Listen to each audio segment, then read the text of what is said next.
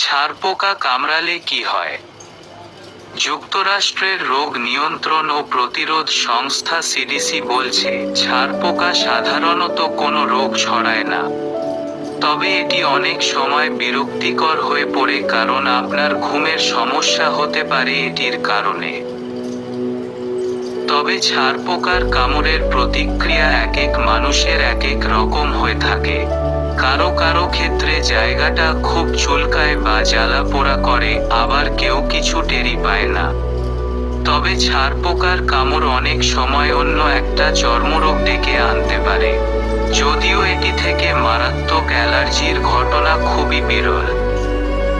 সব মিলে ছারপোকা মানুষের জন্য খুব হুমকির কিছু নয়, তবে যাদের অ্যালার্জির সমস্যা আছে এবং যদি কামড় থেকে অতিরিক্ত চুলকানি হয়, তাদের ডাক্তারের শরণাপন্ন হতে হবে। ছারপোকা কামড়ালে কি করণীয়? সাধারণত ছারপোকার কামড়ের প্রভাব সপ্তাহ খানেকের মধ্যে নিজ থেকেই চলে যায়। নির্দিষ্ট সময় পর কামড়ের দাগও আর দেখা যায় না, চুলকানিও অনুভূত হয় না।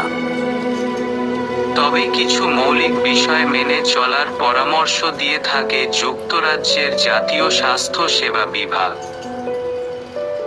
এগুলোর মধ্যে উল্লেখযোগ্য: ঠান্ডা কিছু যেমন ভেজা কাপড় কামড়ের জায়গাতে দেয়া, আক্রান্ত জায়গা পরিষ্কার রাখা, আক্রান্ত জায়গা না চুলকানো, অ্যান্টিসেপটিক ক্রিম বা লোশন ব্যবহার করা।